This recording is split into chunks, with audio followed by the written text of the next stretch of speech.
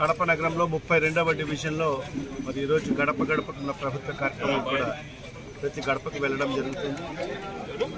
మరి ఈరోజు గడప గడపకు మన ప్రభుత్వ కార్యక్రమం ఎంతో ప్రతిష్టాత్మకంగా ఈ ప్రభుత్వం చేపట్టడం జరిగింది.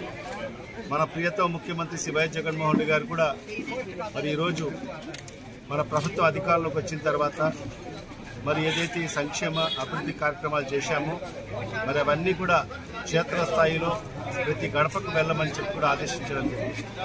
మరి ఆయన ఆదేశానుసారంగానే మరి ఈరోజు ప్రతి గడపకు మరి ఏదైతే శాసనసభ్యులు అయితే ఇన్ఛార్జీలు అయితే మరి అందరూ కూడా ప్రతి గడప తొక్కడం జరిగింది.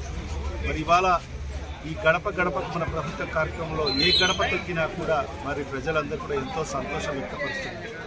మరి ఏ ప్రభుత్వంలో కూడా మనకు జరిగినటువంటి విధంగా మరి సంక్షేమం మరి ఈరోజు పథకాలు మరి మనకు లభించాయి అని చెప్పి కూడా ఈరోజు వాళ్ళలో ఆనందాలు మనం చూస్తున్నాం.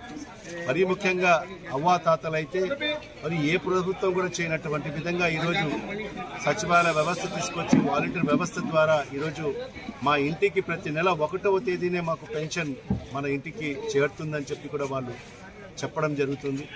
మరి ఈరోజు ప్రతి ఒక్కరు కూడా ఖచ్చితంగా జగన్మోహన్ రెడ్డి మరొకసారి ముఖ్యమంత్రి అయితేనే మనకు సంక్షేమ పథకాలు అందుతాయని చెప్పి కూడా ఈ సందర్భంగా వాళ్ళందరూ కూడా వాళ్ళ అభిప్రాయాన్ని కూడా చెప్పడం జరిగింది.